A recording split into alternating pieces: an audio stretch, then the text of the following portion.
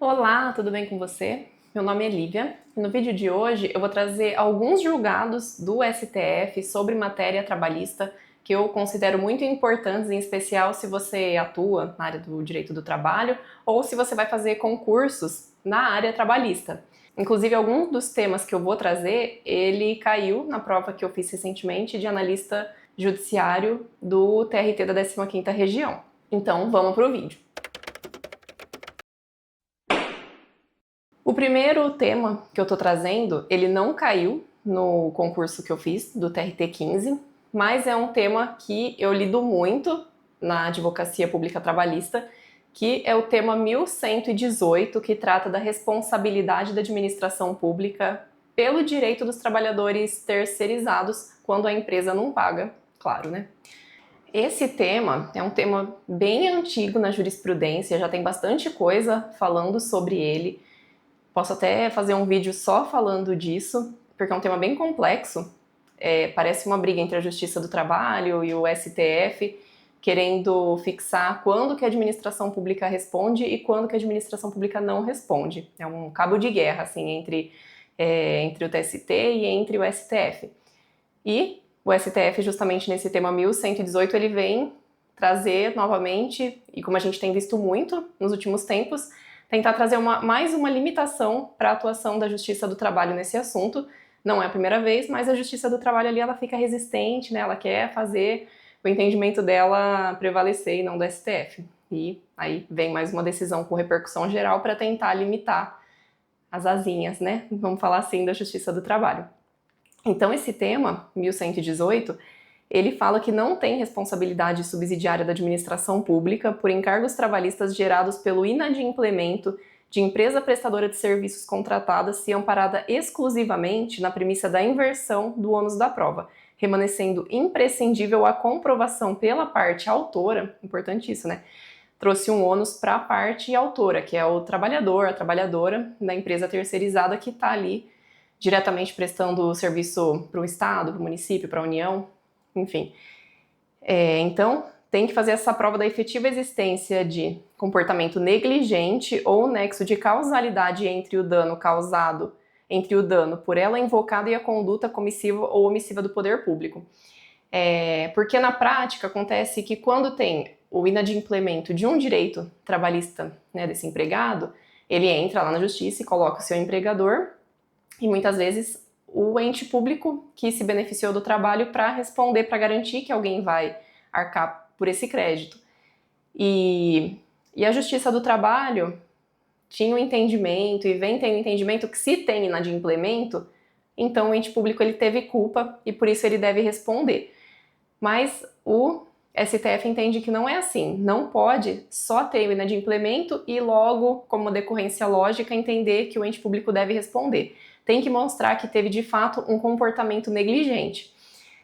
Se você está estudando mais pensando em concurso, então eu recomendo que você leia a literalidade, é um tema complexo, então eu não acho que vai fugir muito do que está no texto do tema, né? Mas aproveitando aqui para aprofundar o assunto, o que o STF entende que deve ser feito?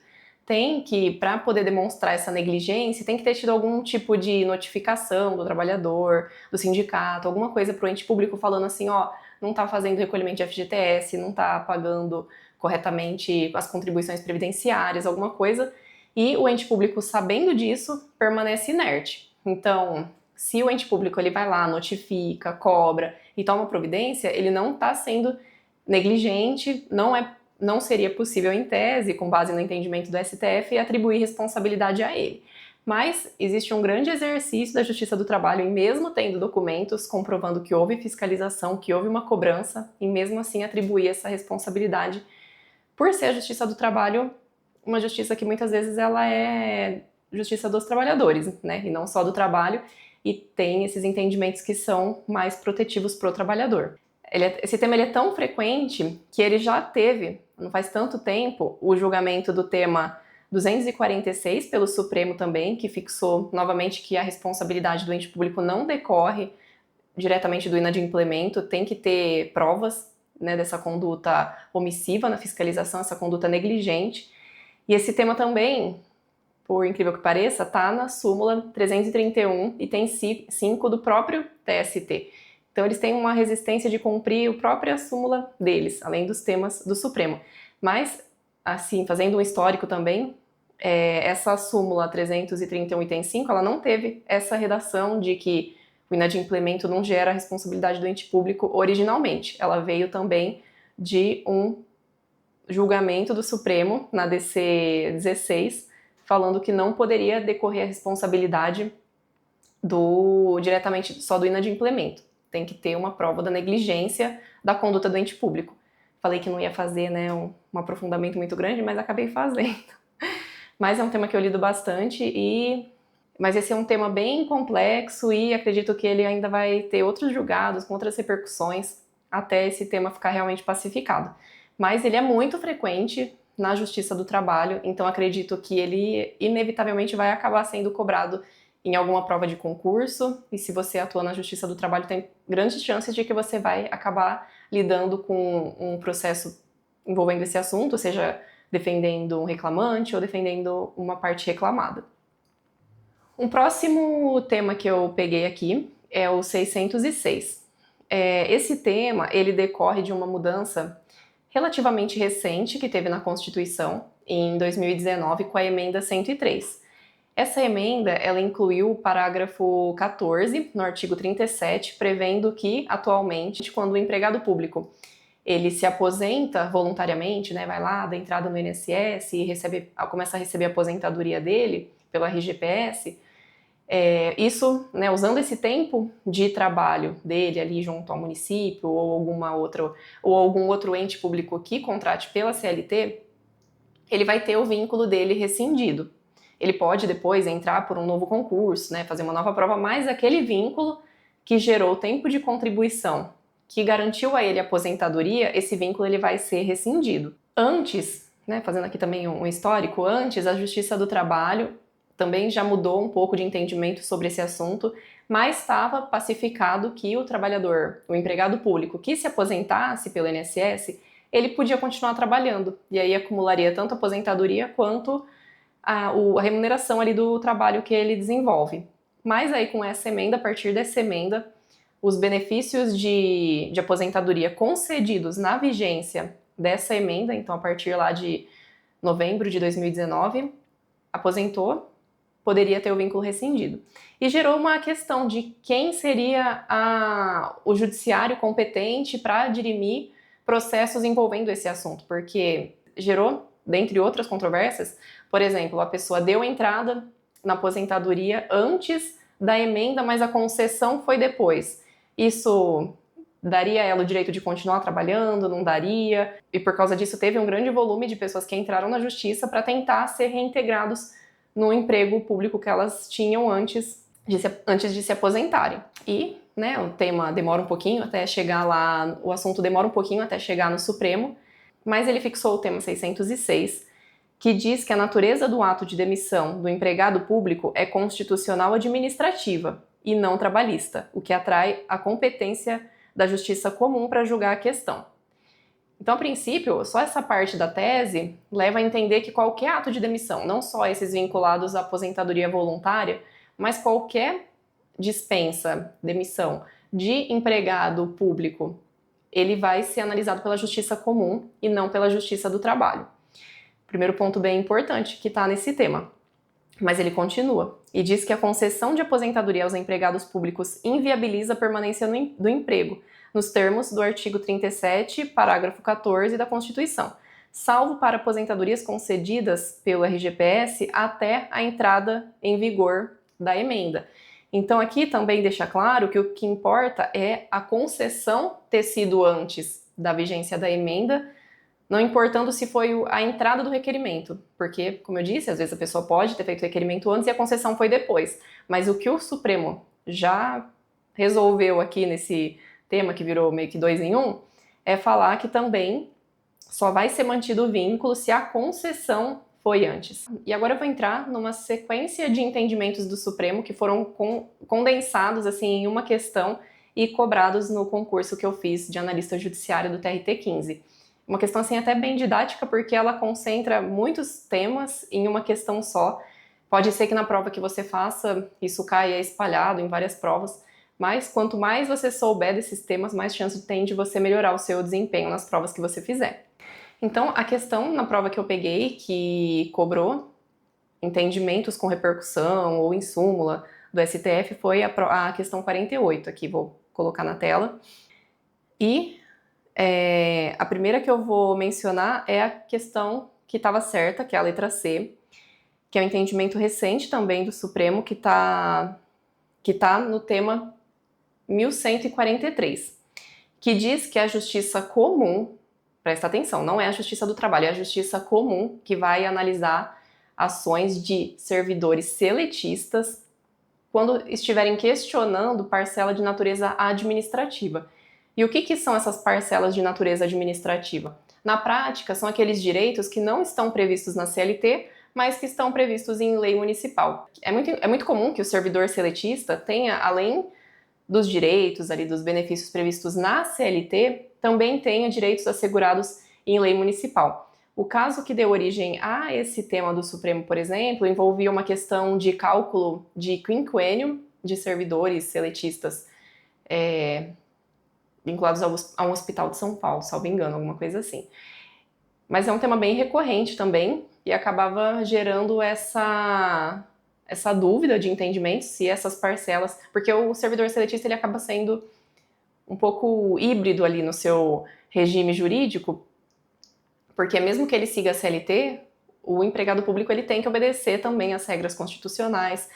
Então, para resolver essa dúvida, é que o STF fixou esse tema com repercussão geral que deve ser observado, e esse também eu vejo que tem sido observado nos processos quando alguém entra na Justiça do Trabalho pedindo benefícios com base em lei municipal, a gente alega a incompetência, uma incompetência em razão da matéria absoluta, então não poderia ser julgado, e é remetido daí o pedido para ser apreciado pela Justiça Comum.